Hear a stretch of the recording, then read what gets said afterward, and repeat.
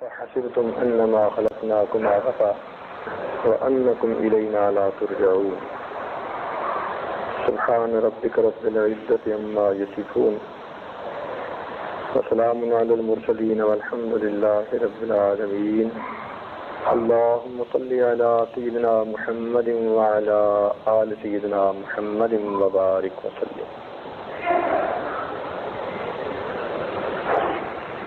گزشتہ سے پیوستہ بات پیش خدمت کی جائے گی. 3 گناہ بہت نمایاں ہیں. ایک شہوت جس کے ذریعے انسان اپنی جان پر ظلم کرتا ہے، دوسرا غضب اس کے ذریعے انسان دوسروں پر ظلم کرتا ہے، اور تیسرا تکبر جس کی وجہ سے شرک اور کفر کا مرتکب ہوتا ہے.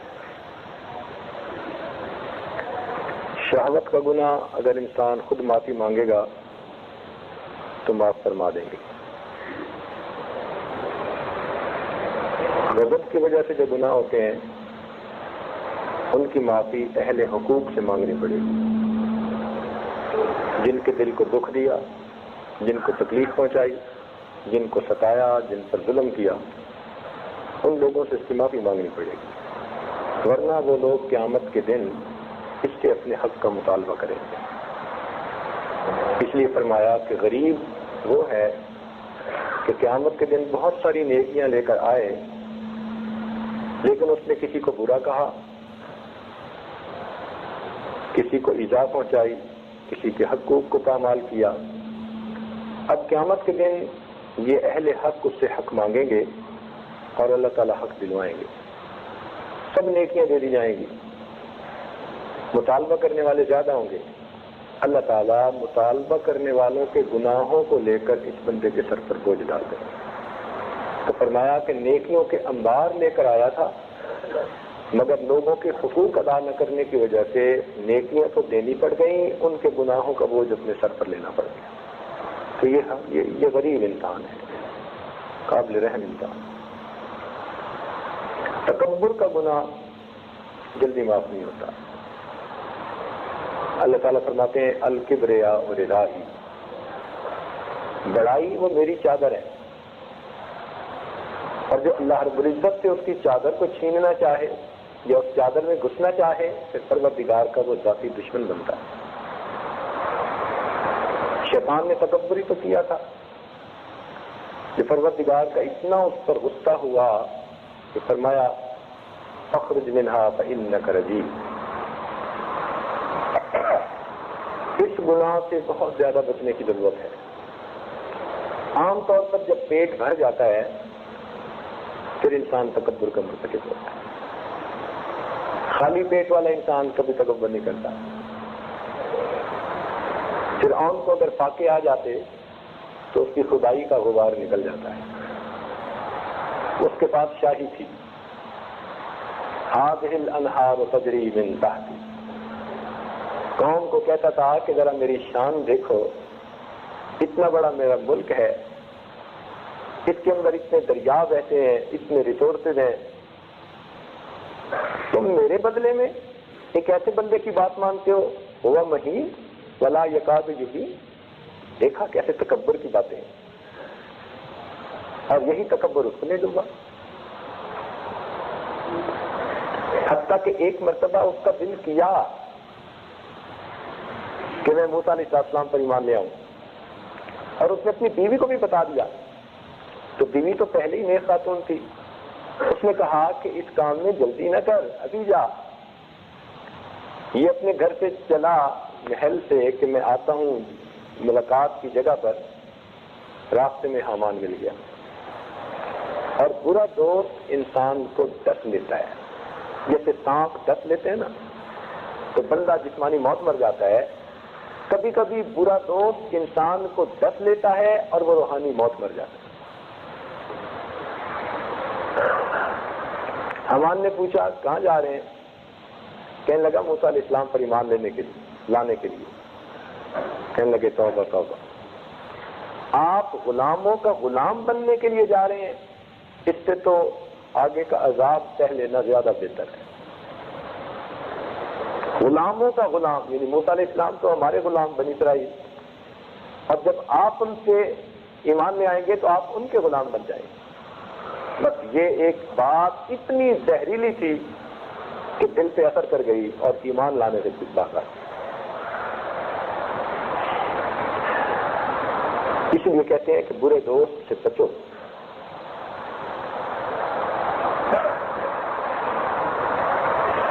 تو تکبر کی وجہ سے انسان بعض اوقات حقیقت کو تسلیم نہیں کرتا، اپنے آپ کو جہنم کا ایندھن بنا دیتا ہے۔ اس لیے اس گناہ سے بچنا بہت ضروری ہے۔ جب انسان کے پاس پیسہ آتا ہے نا تو اس کی آواز میں پیسے کی جھنکار شامل ہو جاتی ہے۔ وہ بولتا ہے نا تو اس کی آواز بتاتی ہے کہ پلے ہے اس کے کچھ۔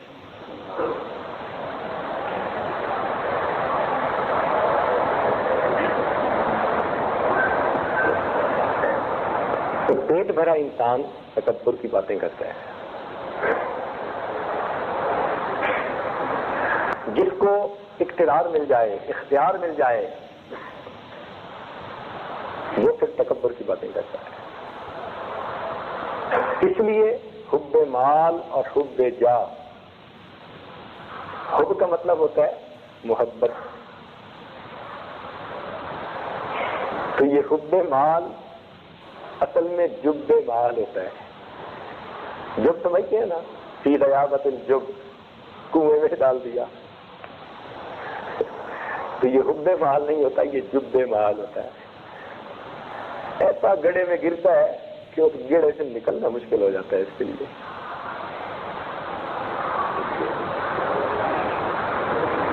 اور انسان ہر چیز پر چوٹ برداشت کر جاتا ہے، اپنی جاہ سے چوٹ برداشت نہیں کرتا، تڑپتا ہے، انتقام لیتا ہے۔ اور یہ تکبر اللہ رب العزت کے نزدیک اتنا ناپسندیدہ گناہ ہے کہ باقی گناہوں کا عذاب تو آخرت میں دیں گے، تکبر ان گناہوں میں سے ہے جس کا عذاب آخرت میں بھی ہوگا، دنیا میں بھی اس بندے کو دیا جائے گا۔ متکبر آدمی کو موت نہیں آ سکتی جب تک کہ اس کے تکبر کی اس کو سزا دنیا میں بھی نہ مل جائے۔ یہ ایسا گناہ ہے۔ دو گناہ علماء نے لکھے ہیں، ایک ماں باپ کی نافرمانی اور ایک تکبر۔ جو ماں باپ کا نافرمان ہوگا موت سے پہلے اس کی سزا پالے گا، اور تکبر اس کی سزا بھی۔ متکبر اللہ کا نافرمان اور یہ ماں باپ کا نافرمان، تو دونوں کو سزا ملتی ہے۔ چنانچہ ایک فرسٹ کلاس گزٹڈ آفیسر کا واقعہ آپ کو میں سناؤں، جس کے پاس جائز ناجائز پیسے کے انبار لگ گئے تھے۔ اس نے ایک بڑی کوٹھی خریدی اور مسجد کے قریب خریدی۔ مؤذن نے فجر کی اذان دی، اس کی آنکھ کھل گئی۔ اس نے اگلے دن مؤذن کو بلا کے کہا کہ فجر کی اذان اسپیکر پہ نہ دیا کرو۔ اس نے کہا جناب بوڑھے لوگ انتظار میں رہتے ہیں، وہ تو گھڑیاں بھی نہیں دیکھ پاتے، تو اذان کی آواز سن کے مسجد میں آتے ہیں، آپ بھی اٹھ جایا کریں، فجر کی اذان پڑھ کے، فجر کی نماز پڑھ کے آپ کو وہ کی سیر بھی کیا کرے۔ اس نے کہا تجھے کہہ دیا ہے آج کے بعد اذان نہ دینا۔ اس نے اگلے دن نمازیوں کو بتایا، نمازیوں نے کہا بھائی یہ نووارد ہے، پتہ نہیں کہاں سے آ گیا، لیکن تم اذان دو، اس لیے کہ ضرورت ہے اور اللہ کا نام بلند ہوتا ہے۔ اس نے اگلے دن پھر اذان دے دی۔ بس یہ اسی وقت اٹھ کے آیا مسجد کے اندر اور اس کو کہنے لگا کہ تیرے جیسے کئی لوگوں کو تو میں خرید کے ختم کر دوں۔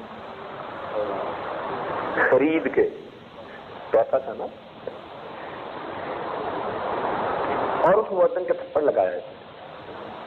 بس اللہ رب العزت کی اس پر پکڑ آ گئی۔ سب سے پہلا کام یہ ہوا کہ اس کے دونوں ہاتھوں سے پالے جوا، دونوں ہاتھوں، اور دونوں ہاتھ اس کے یوں لگ گئے۔ اب جب ہاتھ لگ گئے تو دفتر کی چھٹی، کسی کام کا جو نہیں، تو وہ جو آمد تھی وہ ختم۔ اب جو کچھ پاس تھا وہ علاج معالجے سے لگنا شروع ہو گیا. خیر کچھ عرصہ گزرا تو کچھ عرصے کے بعد اس پر فالج کا دوسرا اٹیک ہوا اور دونوں ٹانگوں پر ہوا.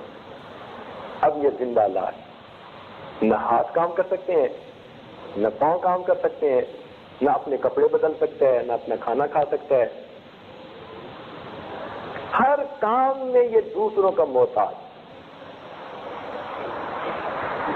گھر میں بیوی بچے اس کی خدمت کرتے، مگر طبیعت چونکہ افسرانہ اور حاکمانہ تھی، ذرا سی کسی بات میں دیر ہوتی تو یہ ان کو گالیاں نکالنی شروع کر دیتا. اب نوکر چاکر اور ہوتے ہیں، گھر کے لوگ اور ہوتے ہیں، وہ نوکروں والا برتاؤ تو نہیں برداشت کر پاتے. تو بچے بھی پریشان اور بیوی بھی پریشان کہ ان کی خاطر دن رات کو جاگو بھی صحیح اور اوپر سے گالیاں بھی سنو. بچوں نے کہا اپنی امی کو کہ آپ چلو اپنے گھر. چنانچہ بچے مجبور کر کے اپنی امی کو ننیال لے گئے، پیچھے اکیلا. اب نوکر کیا خدمت کر سکتے ہیں، تنگ ہو گیا. اس کا ایک ہی بھائی تھا، اس کو خط لکھا کہ بیوی تو مجھے چھوڑ کر چلی گئی، تم میرے بھائی ہو، ضرورت ہے تمہاری. تو بھائی اس کو اپنے گھر لے کے گیا. اب اس نے اس کی خدمت شروع کر دی، بجائے اس کے کہ یہ ان کا احسان مانتا، کیونکہ بڑا بھائی تھا وہاں بھی سب کو ڈانٹتا ہے. اب بھائی کی بیوی بھی پریشان، اس کے بچے بھی پریشان. وہ کہیں تم نے کیا مصیبت گھر پال لی. اچھا گھر تھا، خوشیوں بھرے وقت گزارتے تھے. حتیٰ کہ ایک دن اس نے جو بھائی کی اہلیہ کو گالیاں نکالی تو بچے کہاں سن سکتے ہیں ماں کو گالیاں. انہوں نے کہا کہ ابو یا اس گھر میں اس کو رکھ لو یا پھر ہمیں رکھ لو. بھائی نے دیکھا میرا تو گھر اجڑ رہا ہے، اس کا تو اجڑ ہی گیا، میرا بھی اجڑ رہا ہے. تو بھائی نے اسے سمجھایا. جب بھائی نے سمجھایا تو یہ الٹا اس پر برس پڑا، تم زن مرید بن گئے ہو اور تم بھائی کا ساتھ نہیں دیتے، بیوی کا ساتھ دیتے ہو. جب باپ کو بیٹوں کے سامنے گالیاں پڑی تو پھر تو سب پریشان. چنانچہ صبح صبح کا وقت تھا، گرمی کا موسم. ان باپ بیٹوں نے اس کو جو اٹھایا غصے میں، اٹھا کر باہر سڑک کے کنارے پر لٹا دیا کہ جی تو جان تیرا کام جانے، ہم سے خدمت نہیں ہوتی. اب گرمی کا موسم، ہاتھ سینے پہ لگے ہوئے ہیں، پاؤں بھی ساتھ لگے ہوئے ہیں. اور گرمی کے موسم میں تو پھر سورج جب ذرا اوپر آتا ہے تو جلدی زمین گرم ہو جاتی ہے، تپ جاتی ہے. اب رات کا بھی کھانا نہیں ملا تھا، صبح کا وقت بھی ہو گیا، بھوک بھی لگی ہے، پیاس بھی لگی ہے. اب پریشان ہو کے اللہ کے نام پہ مانگنا شروع کر دیا. وہ اللہ جس کا نام بلند ہوا تھا تو یہ کہتا تھا میری نیند میں خلل واقع ہوتا ہے. آج سڑک کے کنارے لیٹے ہوئے اس نے اس اللہ کے نام پر بھیک مانگنی شروع کر. اللہ کے نام سے دے دو، اللہ کے نام سے دے دو. گزرتے ہوئے کسی نوجوان نے اس کو 2 روپے دے دیے. یہ کہنے لگا بچہ میں اس کو کیا کروں گا، تو مجھے کچھ کھانے کی چیز لا کے دو، میں تو نہیں لا سکتا. خیر وہ بھلا انسان تھا، اس نے قریب سے روٹی لا کے اس کو دے دی. اب کھانا مشکل، یہ کہ مجھے کھلاؤ. وہ کہ جی میں تو ڈیوٹی پہ جا رہا ہوں، مجھے وہاں پہنچنا ہے تو میں تو نہیں کھلا سکتا، میں تو یہ رکھ کے جا رہا ہوں. اب جب وہ زمین پر رکھنے لگا تو یہ پکڑ تو سکتا نہیں تھا. کہنے لگا اچھا مجھے پکڑا تو دو. اب کہاں پکڑے، ہاتھ کی انگلیاں تو لگی ہوئی ہیں اور پاؤں ویسے سینے پر آئے ہوئے تھے. اب اس نے کیا کیا کہ اپنے دائیں پاؤں کے انگوٹھے اور انگلی میں روٹی کو پکڑا اور اپنے منہ سے نوچ کے کھانے لگا. جس طرح کتا روٹی کھاتا ہے کہ اپنے پاؤں میں روٹی کو پکڑ کر منہ سے نوچتا ہے، یہ انسان سڑک کے کنارے اپنے پاؤں میں روٹی پکڑ کر اپنے منہ سے نوچتے رہے.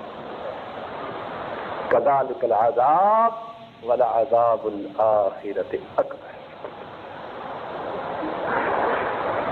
یہ اللہ رب العزت دماغ سیدھا کرتے ہیں. تو متکبر آدمی کو تو لازمی اس دنیا میں سزا مل جاتی ہے.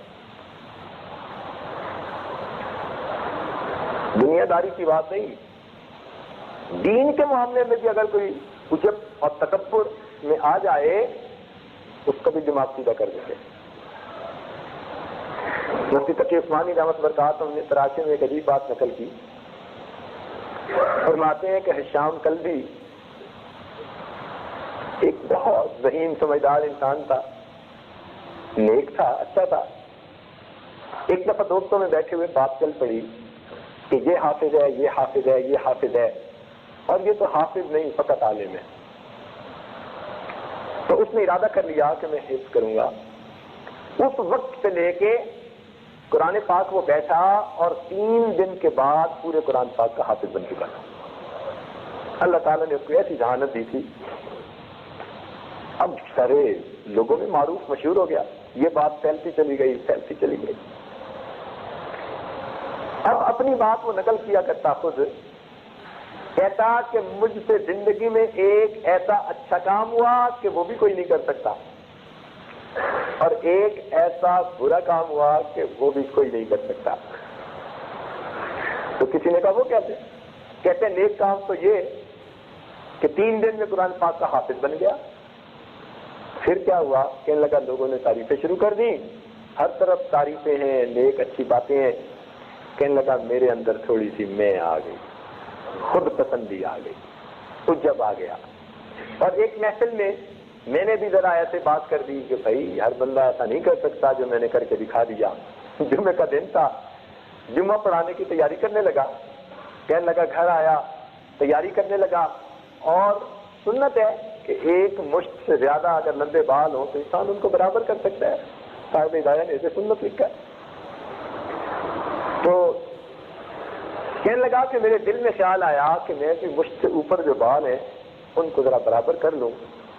چنانچہ میں اٹھا اور میں نے کینچی پکڑی اور ایک مشت برابر میں نے لی، اور میں چاہتا تھا کہ کاٹوں، تو جیسے ہی کینچی اٹھائی مجھ سے ایسی بھول ہوئی کہ نیچے سے کاٹنے کی بجائے اوپر سے کاٹ بیٹھا. اب آگے جمعہ پڑھانا تھا اور اتنی سی ریچھ، اب جس نے دیکھا اسی نے لعنت کی، اسی نے ملامت کی. کہنے لگا میرے عجب کی سزا اللہ رب العزت نے اسی وقت مجھے دی. تو تکبر کی سزا فوراً ملتی ہے، عجب کی سزا فوراً ملتی ہے. اس لیے حدیث پاک میں آتا ہے کہ مہلکات جو ہے نا، انسان کو ہلاک کر دینے والی چیزیں، ان میں سے ایک ہے وَإِعْجَابُ الْمَرْءِ بِنَفْسِهِ، انسان کا اپنے آپ کو پسند کرنا، خود پسندی، عجب میں آ جانا، یہ چیز انسان کو ہلاک کر ڈالتی ہے.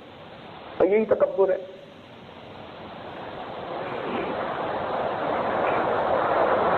اور ایک بات جو ہمارے بچپن کی ہے، ہمیں اب تک یاد ہے، ہمارے ایک استاد تھے ماشاءاللہ، قرآن مجید کے بہت اچھے حافظ تھے، اور اللہ نے ان کو لہن ایسا دیا تھا کہ لہن داؤدی کی یادیں تازہ ہوتی تھی. ایک مرتبہ انہیں کسی نے کہہ دیا حضرت آج قرآن سنا دے. اللہ تعالیٰ کی شان، قرآن سنانے کھڑے ہوئے اور انہوں نے سارا قرآن بغیر غلطی کے سنایا 2 رکعت کے اندر. لیکن کیا ہوا کہ جب سورہ اخلاص پڑھنے لگے تو متشابہ لگ گیا. قل هو اللہ احد، یہ سورت جو عوام کو یاد ہے، اچھا اٹک کے نکالنے لگے تو پھر نہ نکلے. حتیٰ کہ غیر حافظ آدمی نے پیچھے سے لقمہ دیا اور غیر حافظ کا لقمہ لے کر انہوں نے اس کو مکمل کیا. اب نماز کے بعد پسینہ اور رو بھی رہے ہیں، نیک متقی پرہیزگار سے. تو پوچھا دوستوں نے کہ حضرت آج کیا بنا؟ فرمانے لگے کہ اللہ کے لیے میں نے قرآن سنایا، لیکن جب میں سورت تبت یدا پڑھ رہا تھا میرے نفس کے اندر ایک خوشی سی کیفیت پیدا ہوئی کہ میرے پورے قرآن میں حفاظ کے پیچھے قطار کھڑی ہے، کوئی ایک آدمی بھی غلطی نہ نکال سکا. یہ میرے دل میں خیال آیا، اللہ نے قل هو اللہ والی صورت میں متشابہ لگا دی.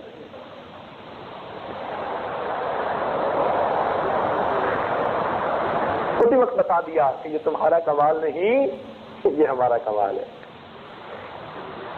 یہ تمہارا کمال نہیں، یہ ہمارا کمال.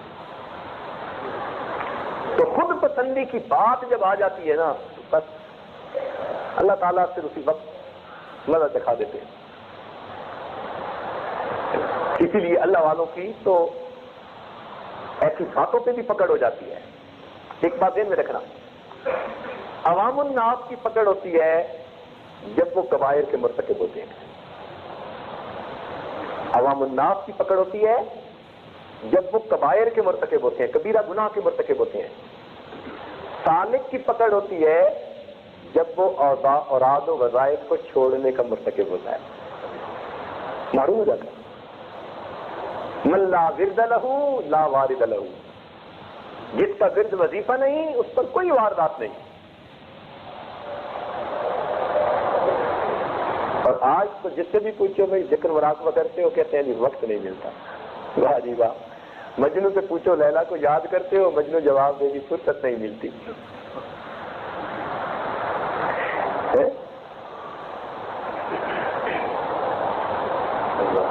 محبت تو وہی کچھ اور چیز ہوتی ہے. یہ مجنون جو ہے نا، اس کا اصل نام قیس تھا. قیس کہتے ہیں عقل مند بندے کو. اور یہ حضرت حسن رضی اللہ عنہ، سیدنا امیر معاویہ رضی اللہ عنہ کے زمانے کا انسان ہے. حضرت حسن اللہ عنہ سے اس کی ملاقات ہوئی، حال احوال پوچھے تو انہوں نے فرمایا کہ دیکھو میں نے خلافت کے معاملے میں امیر معاویہ رضی اللہ عنہ کے حق میں دستبرداری کا اعلان کر دیا ہے. اچھا کیا ہے نا، میں نے خلافت ان کے ہی سپرد کر دی، نظام حکومت دن کو یہ سجتا ہے. تو یہ پہلے سنتا رہا اور پھر ان کا چہرہ دیکھتا رہا. ان کا کیوں؟ میں نے اچھا نہیں کیا کہ حکومت انہی کے سپرد کر دی جن کو سجتی تھی. آگے سے کہتے ہیں حضرت حکومت تو لیلا کو سجتی ہے.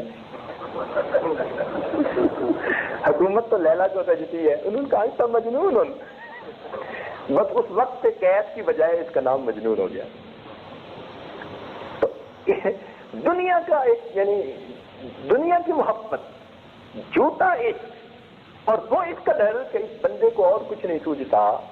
تو جو اللہ رب العزت کی محبت کے میدان میں قدم بڑھانے والے ہوں، وہ کہیں جی کہ ہمیں تو فرصت نہیں ملتی تسبیحات کے لیے، تلاوت کے لیے، ذکر مراقبہ کے لیے. تو یہ کیا بات ہوئی؟ اس لیے عام بندے کی پکڑ ہوتی ہے جب وہ کبیرہ گناہ کا مرتکب ہوتا ہے. سالک کی پکڑ ہوتی ہے جب اوراد وظائف کو سستی کی وجہ سے چھوڑ دیتا ہے. اور اولیاء کاملین کی پکڑ ہوتی ہے جب ان کے دل میں کوئی وسوسہ پیدا ہو جاتا ہے. اس پر ان کی پکڑ ہو جاتی ہے کہ دل میں بھی غبار کیوں آیا، دل میں بھی وسوسہ کیوں آیا. قرب ہوتا ہے نا. اس لیے تو کہا کہ حسنات الابرار سیئات المقربین، کہ ابرار کی جو نیکیاں ہوتی ہیں وہ مقربین کے لیے گناہوں کی مانند ہوتی ہیں.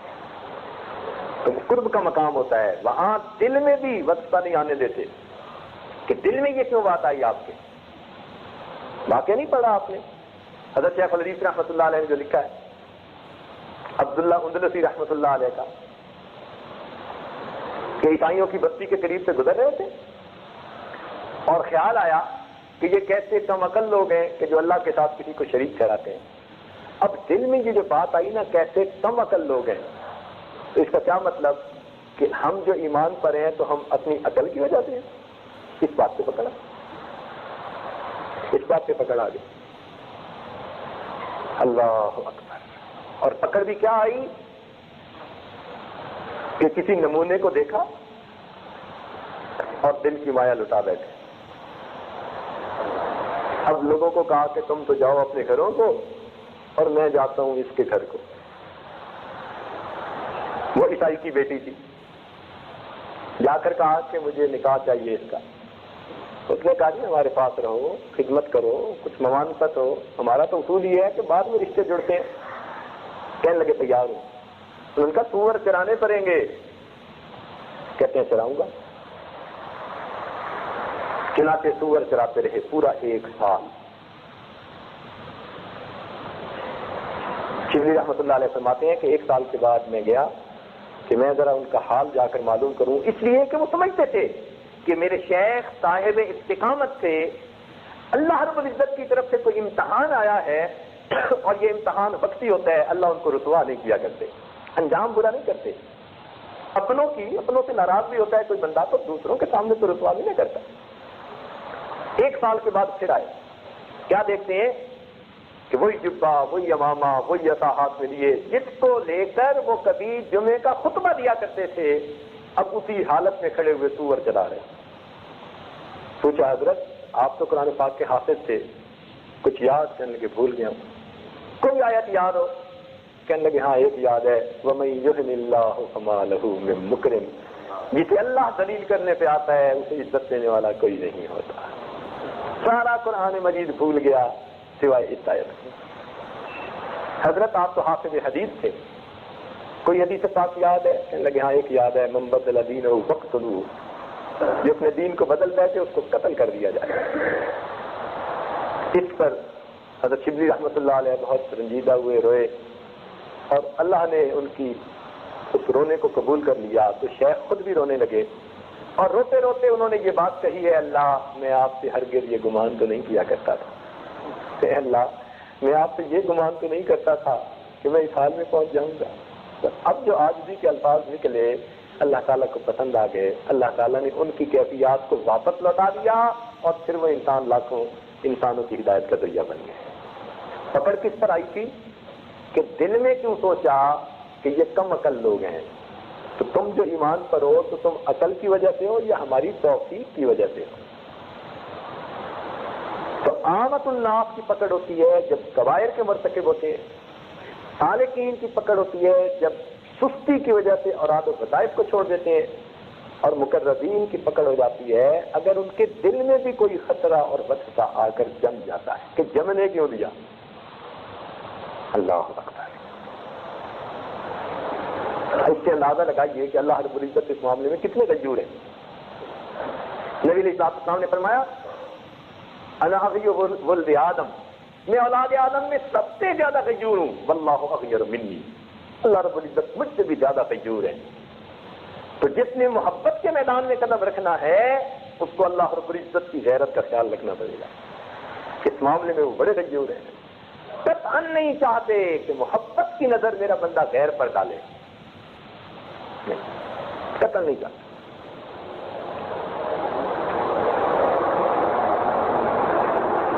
ایک بزرگ فرمایا کرتے تھے کہ ہمیں تو توحید ایک عورت نے سکھائی، ایک دھوبن نے سکھائی۔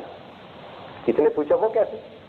کہنے لگے کہ وہ اپنے خاوند سے لڑ رہی تھی، جھگڑ رہی تھی، کہہ رہی تھی کہ دیکھ تیرے گھر میں میں نے فاقے برداشت کیے، تنگی برداشت کی، دکھ برداشت کیے، ہر طرح کی قربانی دی، اور میں تیری خاطر ہر قربانی دینے کے لیے اب بھی تیار ہوں، لیکن اگر تو یہ چاہے کہ میرے سوا کسی اور سے نکاح کر لے اس بات کو میں کبھی قبول نہیں کرتا۔ کہنے لگے اس عورت کی بات سن کر میں نے قرآن پر نظر ڈالی تو مجھے حکم خدا سامنے آیا، ان اللہ لا یغفر ان یشرک بہ ویغفر ما دون ذلک لمن یشاء، کہ اللہ تعالیٰ شرک کے گناہ تو معاف نہیں کریں گے، اس کے سوا جو بھی گناہ کرے گا اللہ تعالیٰ ہر گناہ کو معاف فرما دے گا۔ تو وہ عورت بھی تو یہی کہہ رہی تھی نا کہ ہر قربانی دینے کے لیے تیار ہو، میری محبت میں کسی کو شریک نہیں بنانا۔ تو جب عورت نہیں برداشت کر سکتی اللہ رب العزت کیسے برداشت کرے؟ ایک اور بزرگ اسی طرح فرماتے تھے، تو کسی نے پوچھا حضرت آپ کے ساتھ کیا واقعہ پیش آیا؟ کہنے لگے ایک عورت آئی اور مجھے کہنے لگی کہ فتویٰ دیجئے کہ میرا خاوند دوسرا نکاح نہیں کر سکتا۔ میں نے پوچھا، میں نے کہا اس کو شریعت حق دیتی ہے، میں کیسے لکھ کے دے دوں؟ تو اس نے ٹھنڈی سانس لی اور کہنے لگی حضرت شریعت مانے ہے، اگر میں اپنا نقاب آپ کے سامنے کھولتی اور آپ میرے حسن و جمال کو دیکھتے آپ مجبور ہو جاتے کہ جس کی بیوی اتنی خوبصورت ہے اس کو دوسرا نکاح کرنے کی اجازت نہیں۔ فرمایا وہ تو بات کر کے چلی گئی، مجھے توحید سکھا گئی کہ اگر کسی عورت کو حسن و جمال ملا وہ کہتی ہے میں جس کی بیوی ہوں اس کو دوسرے نکاح کی اجازت نہیں، تو جو خالق کے حسن و جمال ہے وہ کہاں برداشت کرتا ہے کہ میں جس کا پروردگار ہوں وہ میرے سوا کسی اور کو محبت کی نظر سے دیکھتا ہے۔ تو اللہ رب العزت ہرگز اس کو پسند نہیں فرماتا محبت کی نظر اٹھے کسی، اس لیے اللہ رب العزت پھر امتحان ڈال دیتے ہیں۔ اچھا آپ دیکھیے گا حضرت ابراہیم علیہ السلام کے اوپر امتحان آیا، حضرت ابراہیم علیہ السلام کے اوپر امتحان آ گیا۔ اس کی وجہ کیا بنی تھی؟ اس کی وجہ یہ بنی تھی کہ اپنے بیٹے اسماعیل علیہ السلام کو محبت کی نظر سے دیکھا تھا. اب جب بیٹے کو محبت کی نظر سے دیکھا تو حکم خداوندی آیا کہ میرے پیارے اس کو ذرا ذبح کر دو. اب جب ذبح کا حکم ہوا تو آخر اللہ کے پیغمبر علیہ السلام سے ذبح کرنے کے لیے تیار ہو گئے. جب بیٹا بھی تیار، دونوں تیار، فلما اسلما، جب دونوں نے یہ بات ٹھان لی، باپ نے قتل کرنے یعنی ذبح کرنے کے لیے اور بیٹے نے ذبح ہونے کے لیے، وَتَلَّهُ لِلْجَبِينِ، اور باپ نے ان کو جبین کے بل لٹا بھی دیا، کروٹ کے بل. للجبہ جبینان، یہ جبہ اور یہ جبینان کو جبین کے بل لٹا دیا. اس وقت اللہ رب العزت نے ان کے بیٹے کو محفوظ فرما لیا کیونکہ محبت کی قربانی دے چکے تھے. جب محبت کی نظر سے دیکھا تو قربانی مانگی، اور جب قربانی کے لیے تیار ہو گئے اور چھری چلاتے ہیں، پروردگار نے بیٹے کو قربان ہونے کی بجائے بیٹے کو محفوظ کر کے دکھا دیا کہ ہم بیٹے کو قربان نہیں کرنا چاہتے تھے، ہم تو محبت کی اس نظر کا امتحان چاہ رہے تھے. حضرت یعقوب علیہ السلام نے بیٹے سے محبت کی کہ نہیں کی؟ بیٹے سے محبت کی. نتیجہ کیا نکلا؟ بیٹے کو کنویں میں ڈلوا دیا، اور کنویں میں ڈلوا کے پتہ ہی نہیں چلنے دیا کہ بیٹا کہاں ہے. اب آتے ہیں بھائی جھوٹ موٹ کا رونا، روتے روتے وجاؤ اباہم عشاء یبکون، کہنے لگے جی کہ وہ تو پاکل اسے بھیڑیا کھا گیا. اب جب بھیڑیا کھا گیا تو پھر حضرت یوسف علیہ السلام کو مصر پہنچا دیا، پھر ان پر بھی امتحان آئے، پھر انہیں تخت پر بٹھا دیا. حضرت یعقوب علیہ السلام اتنا روئے وَابْيَضَّتْ عَيْنَاهُ مِنَ الْحُزْنِ، اس غم، بیٹے کی جدائی کے غم کی وجہ سے ان کی آنکھیں سفید ہو گئی، بینائی چلی گئی. جن آنکھوں سے بیٹے کو محبت کی نظر سے دیکھتے تھے، بیٹا بھی چھین لیا، بینائی بھی چھین لی، روتے ہیں. حتیٰ کہ ایک دوسرا بیٹا اس کا بھائی تھا بنیامین، وہ بھی گیا. اور جب بچوں نے آ کے بتایا کہ اس نے چوری کی اور اس کو پیچھے روک لیا گیا تو باپ نے اس وقت کیا جواب دیا؟ فرمانے لگے فصبر جمیل. اب جب یہ صبر جمیل کے لفظ کہے اور آگے سے فرمایا انما اشکو بثی وحزنی الی اللہ، سبحان اللہ سبحان اللہ. اب اللہ کی طرف متوجہ ہو کر کہا کہ اللہ اپنے اپنے دل کا غم اور شکوہ بس آپ ہی کے سامنے کہتا ہوں. جب اللہ کی طرف اس طرح متوجہ ہو کر کہا، پروردگار نے یوسف علیہ السلام کو بھی واپس لوٹا دیا، ان کی بینائی بھی واپس عطا فرما دی. بڑے غیور ہیں اس معاملے میں، بہت غیور ہیں، نہیں چاہتے بندے میرے ہوں، محبت کی نظر کسی اور پر ڈالتے پھرے. کتنی عجیب سی بات ہے کہ جب بیٹا قریب کنویں میں ہے تو اس کا پتہ نہ چلنے دیا، اور جب بیٹے کا کپڑا آ رہا ہے تو فرماتے ہیں انی لاجد ریح یوسف. میرے مالک، کپڑے سے یوسف علیہ السلام کی خوشبو میں مل گئی، اور جب خود یوسف علیہ السلام ساتھ سے قریب تھے تو پتہ نہ چلنے دیا. تو مالک الملک بھی شان والا ہے، سبحان اللہ. واقعی اسی کو شان دیوا ہے، کبریائی اسی کی حق ہے. اللہ اکبر کبیرہ. تو اس لیے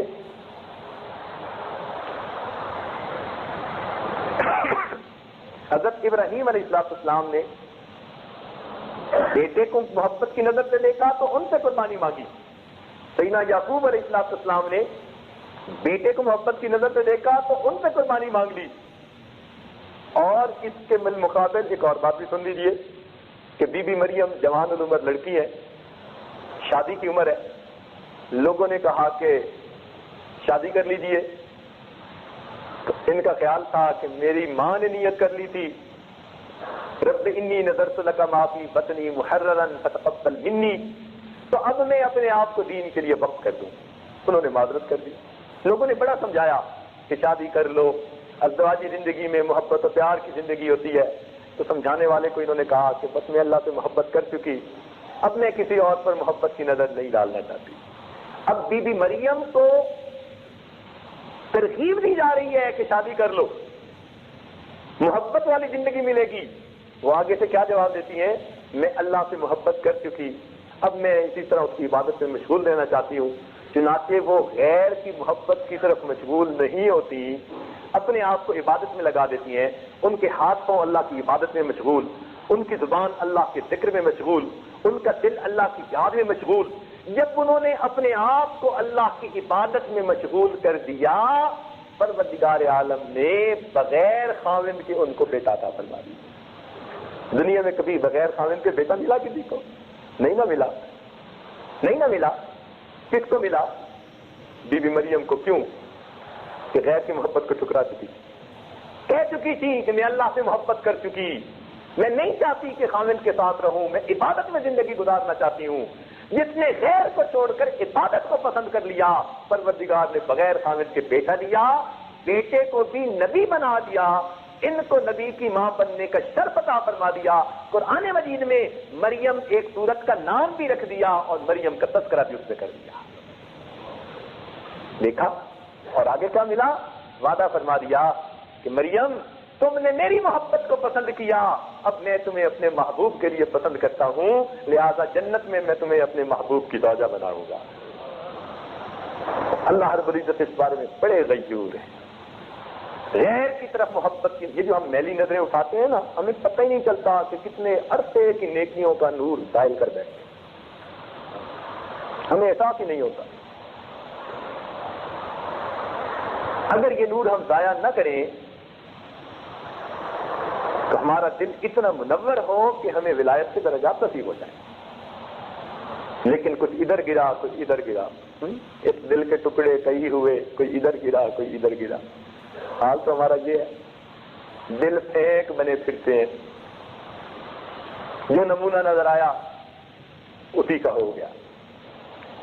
پھر اللہ رب العزت اپنی محبت کی لذت اس کو کیسے عطا کرے؟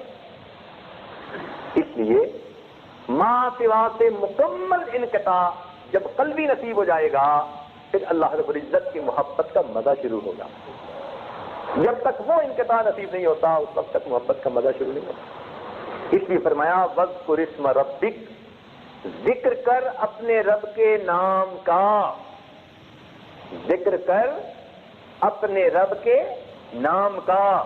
تو معلوم ہوا فقط نام کا ذکر ہی مطلوب نہیں ہے، آگے اس کا نتیجہ بتلا دیا، وَتَبَتَّلْ إِلَيْهِ تَبْتِيلًا، تبتل کا اختیار کرنا، یعنی مخلوق سے کٹو، اللہ سے جڑو، پھر اللہ کی نسبت سے مخلوق کے ساتھ جڑو۔ وہ نہیں چاہتے کہ تمہارا اپنا تعلق ہو، نہ نہ نہ، وہ چاہتے ہیں مخلوق سے کٹ جاؤ، پروردگار سے جڑ جاؤ، پھر پروردگار جیسے چاہتے ہیں تم ایسے مخلوق کے ساتھ تعلق استوار کرو۔ جس نے اس کو سمجھ لیا پھر وہ غیر پر محبت کی نظر نہیں ڈال سکتا، پھر اللہ رب العزت کی طرف ہی اس کی نگاہیں اٹھتی رہیں۔ کچھ دوست کہتے ہیں کہ جی نظر سے کیا ہوتا ہے جی، بس ہم دیکھتے ہیں کچھ اور تو نہیں ہوتا۔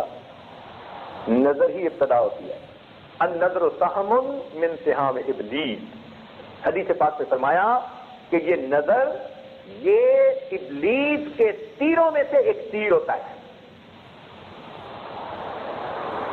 نظر ہی انسان کو تباہ کرتی ہے۔ ایک تو مثالیں ذرا سن لیجیے، بتائیے حضرت آدم علیہ السلام اگر شجر ممنوعہ کی طرف نہ دیکھتے تو بھول ہوتی؟ بتائیے، دیکھا تھا تو بھول ہو گئی تھی نا۔ اگر نظر ہی نہ ڈالتے شجر ممنوعہ پر کہ منع جو کر دیا گیا تو بھول ہی نہ ہوتی۔ تو نظر کا ڈالنا اس بھول ہونے کا سبب بن گیا۔ اچھا دیکھیے، اگر زلیخا یوسف علیہ السلام پر نظر نہ ڈالتی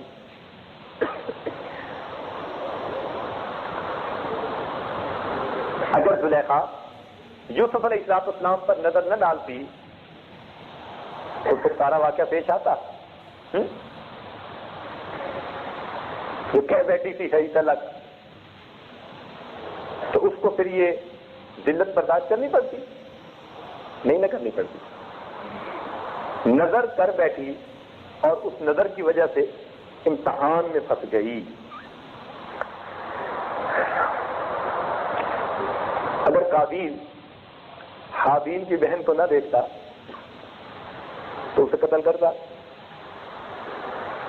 تو معلوم ہوا کہ یہ جتنے گناہ ہوئے ان گناہوں کا سبب کیا بنا؟ نظر. یہ حکم ہے ہماری شریعت کا کہ جن راستوں سے شیطان حملہ آور ہو سکتا ہے شریعت نے ان سوراخوں کو مکمل طور پر بند کر دیا. کیونکہ غیر محرم کی طرف نظر دیکھنے سے انسان کا ایمان تک طرف ہو سکتا تھا، اس لیے اس پر نظر اٹھانے سے بھی منع فرما. اس لیے کوئی یہ نہ سمجھے جی کہ ہم تو فقط دیکھتے ہیں. جی نہیں، دیکھنا ہی تو سبب بنتا ہے. اس لیے غیر کی طرف محبت کی نظر ہرگز نہیں اٹھانی چاہیے، طمع کی نظر نہیں اٹھانی چاہیے. محبت ہو تو انسان کو فقط اللہ سے ہو، اور انسان تکبر اور عجب کے بول بولنے سے بچے. یہ اللہ رب العزت کو بہت ناپسند ہے. ایک واقعہ اس تاجر نے پہلے بھی آپ کو سنایا ہوا ہے شاید، لیکن اس موقع کے چونکہ مناسب ہے اس لیے ذرا پھر ایک دفعہ سنا دیتا ہے. ایک امیر آدمی تھا،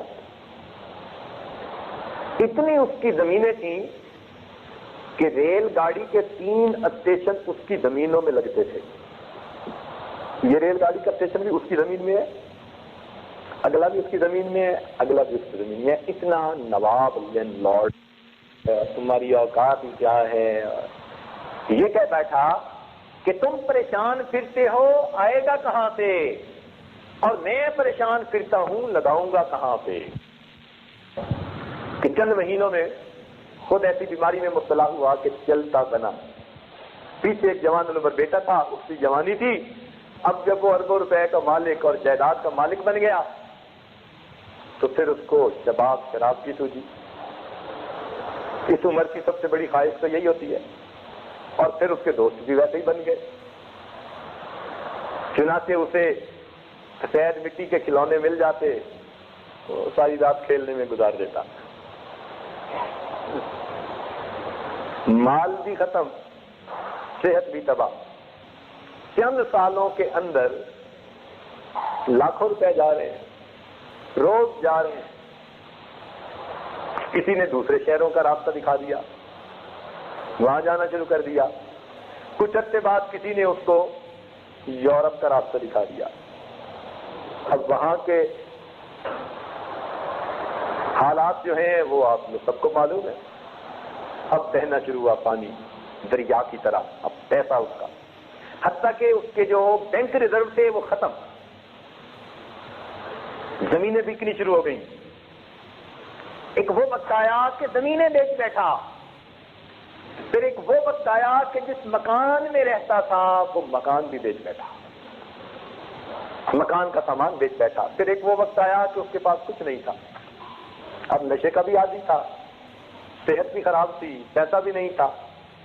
اب یہ نوجوان اس شہر کی اسی جگہ پر جہاں اس کے باپ نے تکبر کے بول بولے تھے کہ میں سوچتا ہوں لگاؤں گا کہاں پہ، یہ نوجوان اسی جگہ کے اوپر کھڑے ہو کر لوگوں سے بھیک مانگا کرتا تھا. جو پروردگار دینا جانتا ہے وہ پروردگار لینا بھی جانتا ہے. اس لیے اگر نعمتیں مل جائیں تو نعمتوں کی قدر کرنے کی ضرورت ہوتی ہے. اپنی طرف صفات کو منسوب کرنے کی بجائے صفات کو عطا کرنے والے کی طرف کمال کو منسوب کرنا چاہیے. تو ہمارا کوئی کمال نہیں، کمال کس کا ہے؟ کمال والے کا ہے. یہ سبق یاد رکھیے. ہمارے مشائخ خانقاہوں میں یہ سبق اچھی طرح یاد کرواتے ہیں کہ ہمارا کوئی کمال نہیں، کمال کس کا ہے؟ کمال والے کا ہے. کوئی آپ کو خوبی نظر آئے بندے اپنے میں دوسروں میں، ہمیشہ انتساب کس کی طرف کریں؟ اللہ کی طرف. ہمارا کوئی کمال نہیں. کمال کس کا ہے؟ کمال والے کا ہے. تو جب یہ کیفیت ہوتی ہے تو پھر اللہ تعالیٰ نعمت دیتا ہے تو بندہ سجدے میں سر جھکاتا ہے، پھر عاجزی اور فریاد کرتا ہے، بندگی کرتا ہے. میرے مالک میں تو اس قابل نہیں تھا، یہ تو آپ کی رحمت ہوئی، آپ کا کرم ہوا، آپ کی مہربانی ہوئی. اور پھر پروردگار اس بات کو پسند فرماتے ہیں کہ میرے بندے نے کمال کو میری طرف منسوخ کیا. اس لیے تکبر ایک ایسی بیماری ہے کہ جس کے ساتھ کوئی آدمی جنت میں داخل نہیں ہو سکتا. ارشاد فرمایا من کان فی قلبہ مثقال ذرۃ من کبر لا يدخل الجنہ، جنت میں وہ بندہ داخل نہیں ہو سکتا جس کے دل میں ذرہ کے برابر بھی تکبر ہوگا. اس لیے قرآن پاک میں کیا فرمایا؟ کذالک یطبع اللہ علی قلب کل متکبر جبار. دیکھا اللہ تعالیٰ مہر لگا، مہر جباریت لگا دیتا ہے دلوں کے اوپر، دلوں کو سخت کر دیتا ہے جب بندہ تکبر کرتا ہے. اس لیے ہم اس گناہ سے بہت بچیں، ہر وقت ڈرتے رہیں اپنے پروردگار سے، اس کی عظمت کا استحضار ہو ہمارے دلوں میں. جو اللہ رب العزت دوسروں کی زبان سے تعریفیں کروا سکتا ہے وہ دوسروں کے ہاتھوں سے سر پہ جوتے بھی لگوا سکتا ہے. اس لیے ہمیشہ معافی مانگتے رہیں، کریں اور کرنے کے بعد پھر ڈریں، عمل بھی کریں اور عمل کرنے کے بعد پھر ڈریں کہ اللہ یہ توفیق چھین نہ لیجیے گا. یہ ہے عاجزی، یہ ہے اللہ رب العزت کی سب کو پسندیدہ چیز. تو اس لیے یہ تین گناہ یقیناً بڑے اہم ہیں. ان کی تفصیل اس لیے زیادہ کر دی کہ ہم ان سے بچ سکیں، اس لیے کہ یہ انسان کی تباہی کا سبب بن جاتے ہیں. اللہ اکبر کبیرہ، اللہ اکبر. ایک واقعہ پیش آیا، ایک جگہ جانا ہوا. اللہ اکبر، میں وہ واقعہ سوچتا ہوں میرے اپنے رونگٹے کھڑے ہوتے ہیں. ایک وکیل صاحب تھے وہاں، اور وہ وکیل صاحب ڈائریا بن گئے. اب وہ کسی کی بات ہی نہ مانتے، نہ ماں کی، نہ باپ کی، نہ بھائی کی، نہ رشتہ داروں کی، نہ دوستوں کی. اور پھر دہریا ہی نہ رہے، اللہ تعالیٰ کی شان میں اس بندے نے بکواس کرنی شروع کر دی. کہتا تم ڈرتے ہو میں نہیں ڈرتا. یہ باتیں کہ تم ڈرتے ہو میں نہیں ڈرتا، ایسی ایسی باتیں. خیر وہ لائے، کہنے لگے جی ان کو آپ کچھ سمجھائیں. خیر اس کو سمجھایا. پہلے تو وہ سائنس چھیڑ کر بیٹھنے لگے کہ شاید ان مولانا صاحب کو سائنس کا پتہ نہیں ہوگا تو میں جلدی غالب آ جاؤں گا. اب جب ان کی وہ سروائیول آف دی فٹیسٹ اور لا آف نیچرل سلیکشن اور ڈارون تھیوری جب اس کا جواب مل گیا تو وہ سمجھ گئے. پھر انہوں نے ایک طریقہ اختیار کیا، کہنے لگے جی بس میں تو جس چیز کو نہ دیکھوں میں اسے نہیں مانتا. اس کا مطلب یہ تھا کہ اللہ تعالیٰ تو نظر آ نہیں سکتا تو میرے لیے انکار کرنا آسان ہے. تو کہنے لگا جی میں تو جب تک کسی کو نہ دیکھوں، کسی چیز کو آنکھ سے نہ دیکھوں میں نہیں مانتا. اب ہم بھی سمجھے کہ بھائی یہ کھیر ٹیڑھی انگلی سے نکالنے والی ہے، سیدھی انگلی سے نہیں نکلے گی. بڑا اس کو سمجھایا، نہ مانا. اب اس کے بھائی والدین سب بیٹھے ہوئے ہیں، دل آخر مجبور ہو کے کہنا پڑا. میں نے کہا بھی اس بات سے پکے ہو کہ جس چیز کو آپ نے آنکھوں سے نہیں دیکھا آپ اس کو ہرگز نہیں مانتے؟ کہنے لگا جی میں پکا ہوں، میں قول دیتا ہوں، میں سب کے سامنے کہہ رہا ہوں کہ جس کو میں نے خود اپنی آنکھوں سے نہیں دیکھا میں اس چیز کو ہرگز نہیں مانتا. جب اچھی طرح پکا کر لیا میں نے کہا آپ کا نام کیا ہے؟ کہنے لگا فلاں. میں نے کہا آپ کے والد کا نام؟ کہنے لگا فلاں. آنکھوں سے دیکھا تھا. بھئی آپ کیسے کہہ رہے ہو کہ فلاں آپ کے والد ہیں؟ آپ کیسے کہتے ہو؟ آپ نے آنکھوں سے دیکھا تھا؟ کہتے نہیں. تو آج کے بعد پھر اس کا نام لکھنا چھوڑ دو. اب باپ بھی پاس بیٹھا تھا، کہتے بالکل حضرت آپ نے ٹھیک کہا. اس کو کہیں کہ یہ آج کے بعد لکھا کرے کہ یہ میرا نام ہے اور باپ کا مجھے کوئی پتہ نہیں. اب بھائی بھی ساتھ تھے، اب سب گرم کہ آج کے بعد تو خبر اگر والد کا نام لکھا اپنے نام کے ساتھ. اب اس کی پبلک انسلٹ ہونی شروع ہو گئی. تو خیر بجائے اس کے کہ اللہ کی طرف سے اس کو ہدایت ملتی، وہ کہنے لگا کہ جی آپ لوگ جو مرضی کہتے رہیں میں نے نہیں ماننا. جب اس نے کہہ دیا نا جو مرضی کہتے رہے میں نے نہیں ماننا، تو کیا مطلب تھا کہ گفتگو کا دروازہ بند ہے. میں نے اس کے بھائیوں سے کہا اب اس کے دن تھوڑے ہیں، اس کے دل پر مہر لگ چکی ہے اور اب اس کے دن تھوڑے ہیں۔ میری بات یاد رکھنا کہ اس کے دن تھوڑے، اور واقعی چند مہینوں کے بعد ہم نے سنا کہ وہ وکیل ایک ایسی بیماری میں مبتلا ہوا کہ اس کو ابکائی آتی تھی اور اس کے منہ کے راستے پاخانہ نکلا کرتا تھا۔ 7 دن تک ہسپتال میں یہی حال رہا، ابکائی آتی اور منہ کے راستے پاخانہ نکلتا۔ مجھے ایک ڈاکٹر نے اس بیماری کا نام بھی بتایا کہ یہ اس بیماری کا نام ہے۔ اس منہ کے ساتھ وہ اپنے پروردگار کی شان میں گستاخیاں کرتا تھا، پروردگار نے اس منہ کو گند اور نجاست کے ساتھ بھر کے دکھا دیا۔